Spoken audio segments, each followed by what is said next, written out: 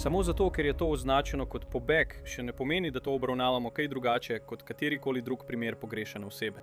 Sprva je izgledalo, kot da je Robert B. pobegnil, vendar je njegovo izginotje hitro postalo nekaj veliko bolj zloveščega.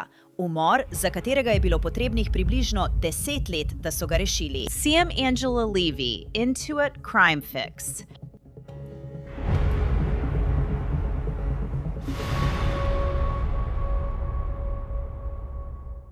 Ste se kdaj ustavili in pomislili, kaj vse bi ljudje lahko izvedeli o vas na spletu? Res je strašljivo, če se ustavite in razmislite o tem. Stvari, kot so vaše ime, telefonska številka, celo vaš naslov, so preprosto na spletu, da jih podatkovni posredniki prodajajo. Naš sponzor Incogni vam omogoča, da se tega znebite. Ugotovijo, kateri podatkovni posredniki imajo vaše podatke in zahtevajo, da jih odstranijo. Ko sem se prijavila, so dejansko našli več kot 50 posrednikov z mojimi podatki in v nekaj dneh so ti podatki začeli izginjati. Nastavitev traja le nekaj minut. Ustvarite račun, s katerim pooblastite Cogni, da deluje v vašem imenu in oni poskrbijo za vse ostalo. In z njihovo novo funkcijo prilagojenih odstranitev v paketu Unlimited Plans lahko pošljete povezave, kjer se pojavijo vaši podatki in ekipa strokovnjakov za zasebnost jih bo odstranila namesto vas. Če vam je mar za vašo spletno varnost, in res bi vam moralo biti, si povrnite svoje podatke z Incogni. Uporabite kodo CrimeFix za 60% popusta na letni paket. Novembra 2016 je Robert B. izginil. Star je bil komaj 13 let in kot da bi izginil brez sledu. Policija v Pekinu v Illinoisu ga je začela iskati.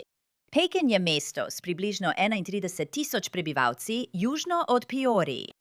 Sprva je policija mislila, da je Robert preprosto pobegnil, vendar je bilo nekaj narobe, dovolj narobe, da so sklicali tiskovno konferenco. 17. novembra je šolski uradnik za neopravičene izostanke iz, okrožja 108, skupaj s policistom iz Pekina obiskal hišo Roberta B., kjer je bila materi izdana kazen zaradi izostanka, ker otrok ni bil v šoli. Ko je uradnik stopil v stik z Robertom in mu povedal, da mora iti v šolo, je Robert takrat pobegnil iz hiše. 18. novembra Robert ni bil v šoli. Zaradi izostajanja je bil ponovno vpleten uradnik za nadzor šolskih izostankov, ki je prosil policista iz policijske postaje Pekin, naj gre do hiše, kjer so nameravali materi ponovno izdati kazen zaradi izostajanja iz šole. In mati je takrat prijavila Roberta kot pobeglega. Ponovno smo 18. novembra objavili Robertovo sliko, ki jo je zagotovila mati na Facebooku, Instagramu, Twitterju, prav tako pa smo uporabili naš Nixl opozorilni sistem za obveščanje javnosti. To je bilo zaradi mraza in prijavljenih zdravstvenih težav. Tako je bil vpisan kot pogrešan in ogrožen mladoletnik. Običajno policija izda opozorilo Amber za pogrešanega otroka, vendar se to v tem primeru ni zgodilo. In verjetno se sprašujete, zakaj, pojasnjuje načelnik policije. Primer je bil takoj dodeljen naši detektivski enoti, z materjo pa smo bili v stiku vsak dan. Prejeli smo približno 30 namigov in smo preverili vsakega posebej, vendar pa od 18. novembra nismo prejeli nobenih informacij, ki bi potrjevale, da je bil Robert B. opažen. Sodelovali smo z drugimi agencijami in prejeli njihovo pomoč, saj sproti prejemamo informacije tudi iz drugih bližnjih skupnosti. Želimo biti jasni glede nekaterih vprašanj v tej zadevi. Ne moremo sprožiti opozorila Amber, saj ne izpolnjuje kriterijev, ki natančno določajo, citiram, organi pregona morajo potrditi, da je bil otrok ugrabljen. Konec citata. Nimamo nobenih informacij, da bi bil Robert B. ugrabljen. Vendar smo v stiku z državno policijo Illinois in smo v postopku vnosa podatkov za obvestilo o pogrešani ali ogroženi osebi. To obvestilo bo poslalo informacije prek različnih novičarskih kanalov. Vendar pa je od novičarskih kanalov odvisno, ali bodo te informacije tudi predvajali. Želim obvestiti javnost in vse, da to situacijo jemljemo resno in smo zelo zaskrbljeni za Roberta B., ki je star 13 let. Celotno preiskovalno enoto smo dodelili tej zadevi. Torej ste slišali, da je načelnica policije povedala, da izginotje Roberta preprosto ni izpolnjevalo meril za izdajo opozorila Amber. Tako so lahko le prosili medije, jih pravzaprav rotili, naj objavijo informacijo, da je pogrešan. In kar je bilo pri tem primeru res nenavadno, je dejstvo, da je policija dejansko šla na dom in videla Roberta. Tja so šli, da bi ga odpeljali v šolo, on pa je stekel proč, nato pa se nikoli ni vrnil domov. Policija je želela govoriti s prijateljem Robertove matere Keithem Bracketom. V izjavi pod prisego je bilo zapisano, da je Robert, kljub razliki v letih, včasih hodil k Brackettu domov, ko je izpustil šolo, in tam celo včasih prespal. Državna tožilka je v izjavi pod prisego zapisala, da je 28. novembra 2016 detektivka Keane po telefonu govorila s Brackettom. Brackett je izjavil, da je Roberta nazadnje videl 15 ali 16. novembra in da ga je Lisa 18. novembra poklicala ter ga prosila, naj preveri pri sebi doma, ali je Robert tam. Brackett je povedal, da je odprl vrata in zaklical Roberta, vendar ni prejel odgovora. Brackett je povedal, da je nato skupaj s Tracy zapustil mesto in da sta se pravkar vrnila nazaj. Minili so tedni in detektivi so se ponovno vrnili k Keithu Brackettu, da bi ga zaslišali glede Robertovega izginotja. Detektiv je v izjavi pod prisego zapisal, da sta 16. decembra 2016 detektiv Keane in detektivski narednik Rainey zaslišala Bracketta. Brackett je izjavil, da je bilo 16. novembra 2016 pri njem doma na zabavi več ljudi, med njimi Lisa B. in Tracy. 18. novembra 2016, približno ob 8 uri zjutraj. Lisa mu je poslala sporočilo in ga prosila, naj preveri, ali je Robert pri njej doma. Brackett je povedal, da je šel k Lisinemu domu okoli 9:15 zjutraj in da so bila vhodna vrata odprta, vendar ni dobil nobenega odgovora, ko je zaklical v hišo. Navedel je, da je nato šel v Eureko, da bi pobral Tracy in se skupaj odpeljala v Južni Illinois, kjer bi se prijavila na delo. Kasneje v intervjuju je Brackett povedal, da se je v Južni Illinois odpeljal sam. Brackett je dovolil, da prenesejo podatke z njegovega mobilnega telefona.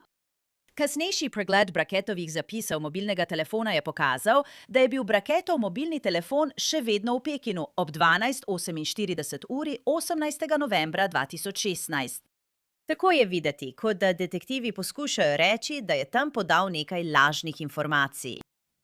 Zdaj je minilo še več časa, brez kakršnega koli sledu o Robertu B.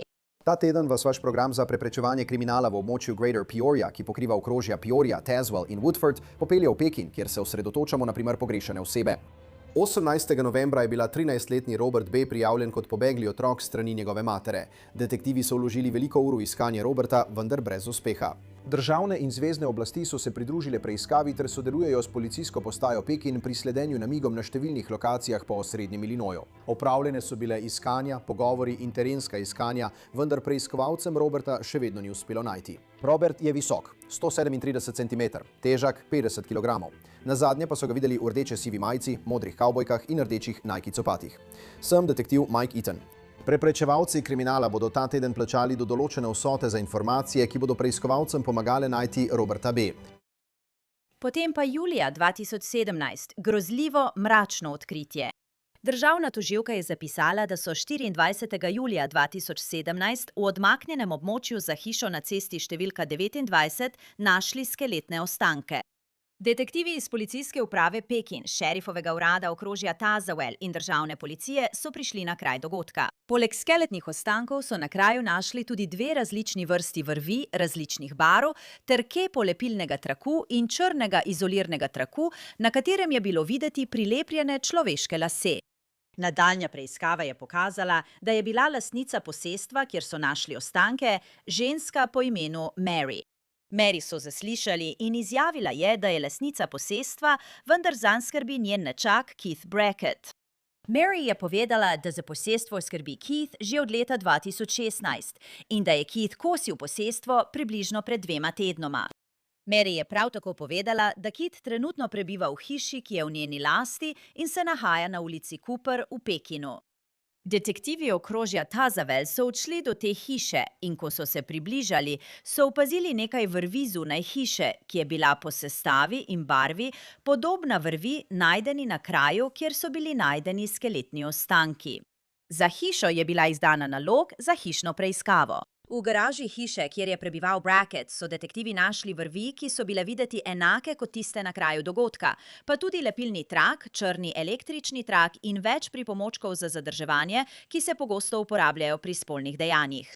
Državna tožilka je povedala, da je obdukcija ugotovila, da so ti ostanki pripadali Robertu B.-ju in da je verjetno umrl zaradi zadušitve, njegova smrt pa je bila razglašena za umor.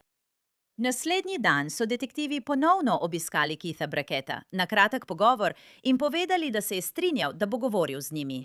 Državna tožilka je zapisala, da je 25. julija 2017 približno ob 17:15 detektivka iz Pekina Hazelwood zaslišala Bracketta. Med zaslišanjem je detektivka Hazelwood vprašala Bracketta, kakšen bi bil najboljši način, da bi truplo odložili na posestvo, kjer so našli skeletne ostanke, in to v dnevnem času. Brackett je narisal podroben zemljevid posestva in povedal, da bi lahko osebo Robertove velikosti prinesli gor železniških tirov. Vendar je povedal, da če bi on odložil truplo, bi se preprosto parkiral poleg garaže na posestvu, ki je bila veliko bližje kraju, kjer so našli ostanke, in nihče ne bi opazil, ker je bilo njegovo vozilo tam pogosto. Brackett je povedal, da že 2 do 3 leta ni bil v gozdu, kjer so našli ostanke. Brackett je povedal, da je biseksualec in da ga zanima BDSM, to je vezanje, dominacija, spolno pohabljanje, ter da je hodil v BDSM klube v Chicagu in Champaignu, kjer se je udeleževal spolnih srečanj. BDSM običajno pomeni vezanje, dominacijo, sadizem in mazohizem. Zdaj je v mnogih primerih elektronski dokaz pomemben in v tem primeru državna tožilka pravi, da bo imel svojo vlogo. Napisal je: 12. decembra 2019 je bila izdana odredba za preiskavo Google računa Brackettove. Opravljena je bila forenzična preiskava Brackettovih podatkov. Preiskava je pokazala, da je bila Brackettova večkrat na območju, kjer so bili najdeni ostanki. Med 18. novembrom 2016 in 24. julijem 2017 vključno, za 17. aprilom 2017, ko je bil njegov mobilni telefon lociran približno 9 metrov od kraja, kjer so bili najdeni ostanki. Obnovljeno je bilo Googlova glasovna poizvedba z Brackettovim glasom, ki je bilo opravljeno 24. julija 2017, le nekaj ur potem, ko so bili ostanki odkriti. In še preden so detektivi prispeli na Brackettov dom ali govorili z njim, je Brackettova glasovna poizvedba vprašala, kako dolgo ostane DNK na vrveh? Le organi pregona so vedeli, da so bile na kraju najdbe skeletnih ostankov najdene vrvi, ko je bila ta glasovna poizvedba opravljena.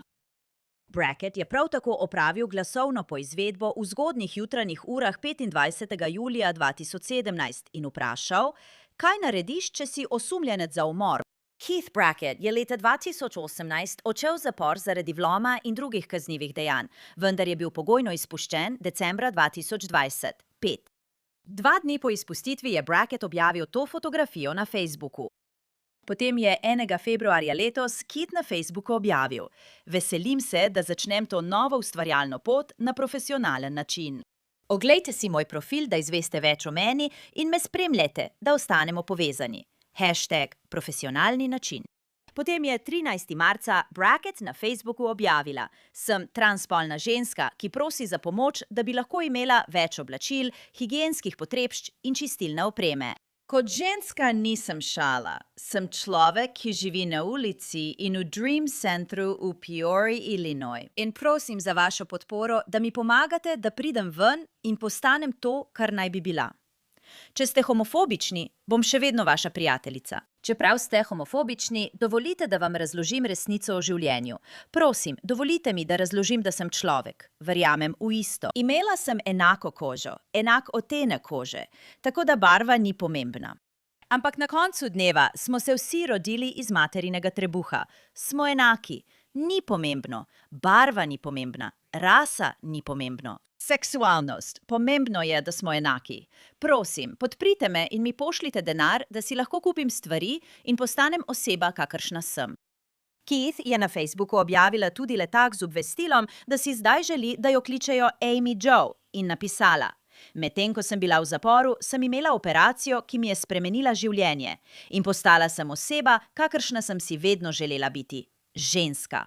Zdaj kot oseba brez doma ne morem dokončati te tranzicije. Zato prosim za donacije, da bi si lahko kupila stvari, kot so ženska oblačila, ličila, parfum, sponke za lase in podobno. Stvari, ki mi bodo pomagale biti to, kar sem. Manj kot mesec dni potem, ko je Amy Jo Brackett objavila tisti letak in več kot 9 let potem, ko je Robert B. izginil, je policija sporočila, da je Kit Brackett, ki se zdaj imenuje Amy Jo, obtožena umora Roberta. Danes zjutraj so detektivi policijske uprave Pekin aretirali 48-letnega Keitha A. Bracketta, nekdanjega prebivalca Pekina, zaradi umora Roberta B. leta 2016. Brackett je bil aretiran zaradi umora prve stopnje in prikrivanja smrti nastale zaradi umora ter odpeljan v zapor okrožja Tasman. Več agencij, vključno z FBI, je delalo na tem primeru. Iskalne in reševalne ekipe okrožja Tasman in okrožja Peoria so na našo prošnjo preiskale stotine, če ne tisoče akrov. Letowski enote Državne policije Illinois, Državna policija Illinois, tehniki za preiskavo kraja zločina, nadzorne ekipe FBI, enota za vedensko analizo FBI v Quanticu. In posebna zahvala znanstvenikom iz kriminalističnega laboratorija Državne policije Illinois in laboratorija FBI v Quanticu. Skupaj so porabili ure, nešteto ur, da so nam pomagali pri tej preiskavi. Podali smo številne zahteve in vedno so jih izpolnili. Da bi razpravljali o tem grozljivo vznemirjajočem primeru, želim povabiti Willis Willara. On je upokojeni detektiv čikaške policije, ki je preiskoval umore. To je seveda precej daleč od vas, v Pekinu v Illinoisu. Vendar pa je primer umora pač primer umora. Kar se mi zdi zanimivo, je dejstvo, da se zdi, kot da imajo veliko teh dokazov že od leta 2019. Keith Brackett, ki se zdaj imenuje Amy, je bil pogojno izpuščen decembra 2025 zaradi primera vloma, zaradi katerega je bil pogojno izpuščen in izpuščen iz zapora. Zakaj ravno zdaj? Zakaj to obtožnico vlagajo šele zdaj, aprila 2026? No, ti si to rekel. Bil je zaprt 7 let. 7 let, mislim, da so že od začetka tega primera sumili, da je on tisti, ki ga iščejo. On je tisti, ki je bil odgovoren za to.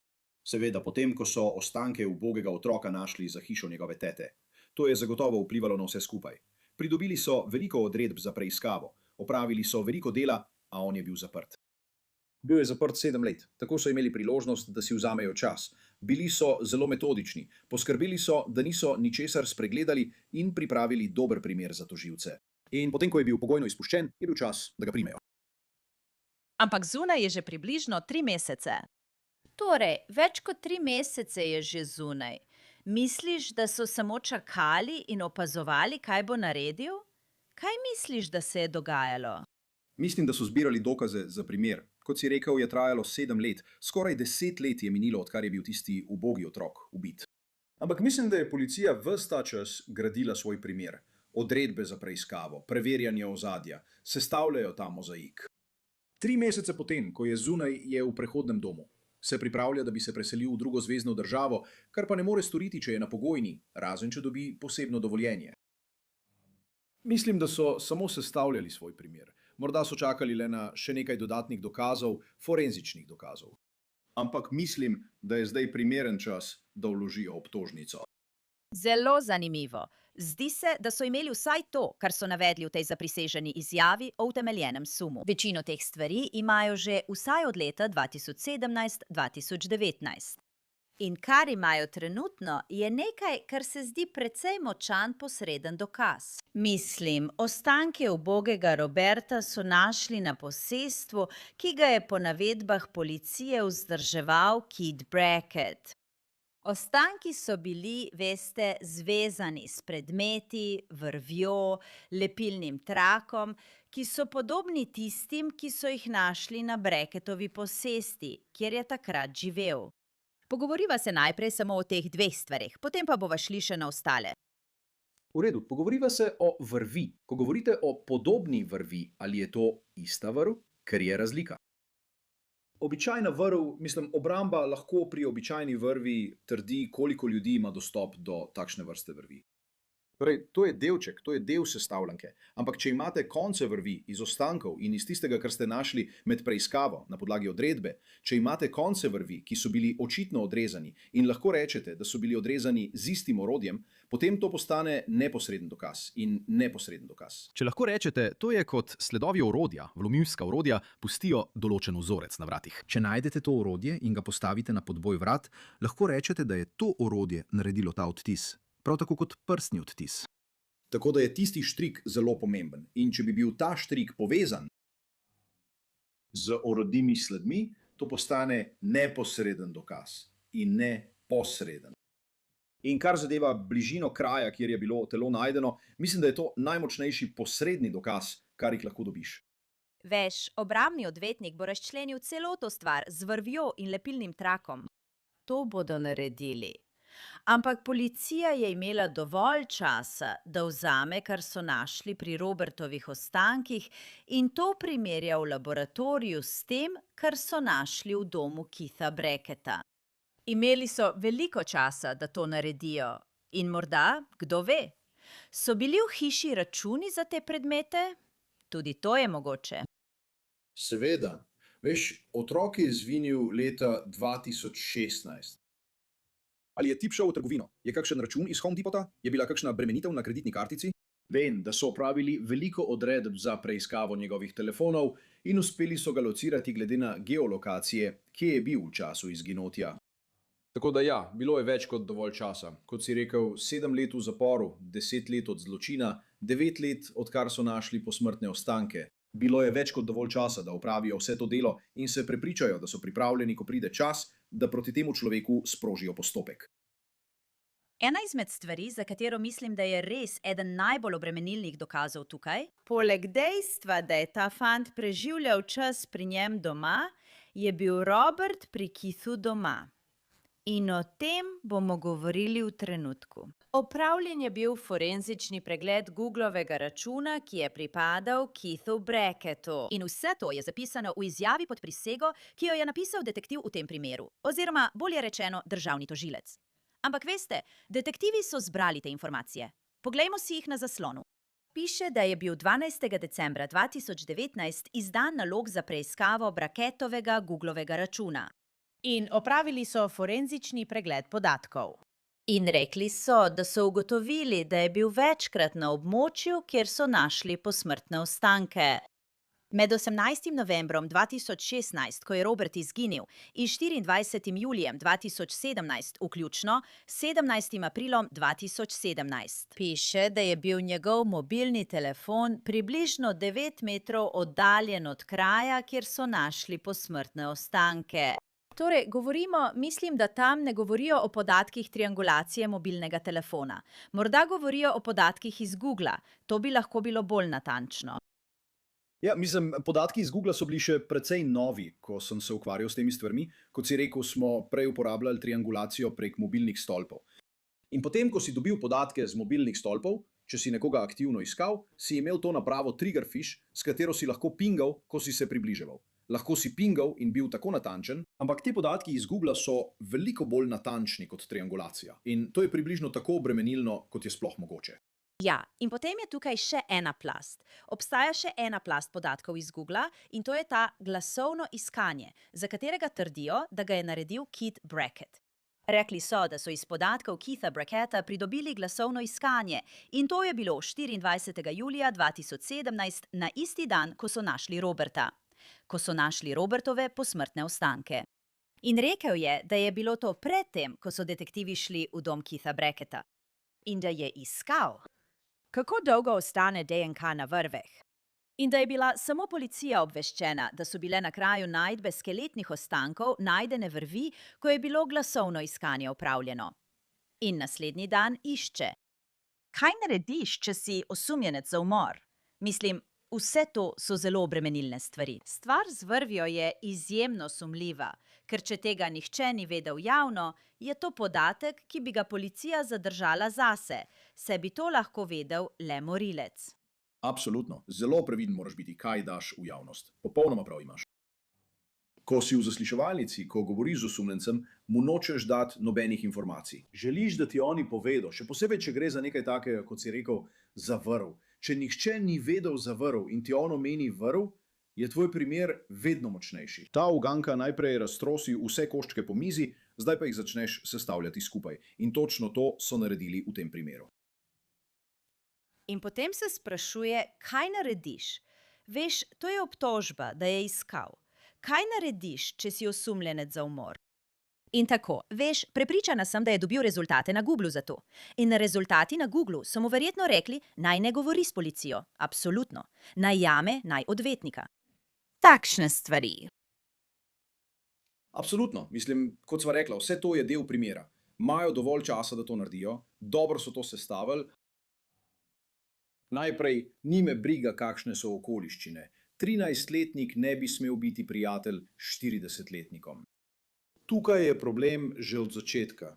Ob tem mi gredo lasje pokonci in je zagotovo rdeča zastava za policijo. Vesela sem, da si to omenila. Mislim, tukaj so res velike skrbi, ker že na začetku teh papirjev piše, da je Robert izpuščal pouk. In res je bilo tako. Njegova mama je rekla, veš, včasih gre k mojemu prijatelju Keithu domov in tam celo prespi. To niso običajne stvari. In mislim, da starši, ki to gledajo, in tudi če še nisi starš, pa boš enkrat postal starš. Moraš se zavedati, da tvoj najstniški otrok ali sploh tvoj otrok, ki preživlja čas z veliko starejšimi osebami ali celo z ljudmi v 20 letih, to ni normalno. Pogovoriva se o tem, Will, kako je to res velik rdeč alarm.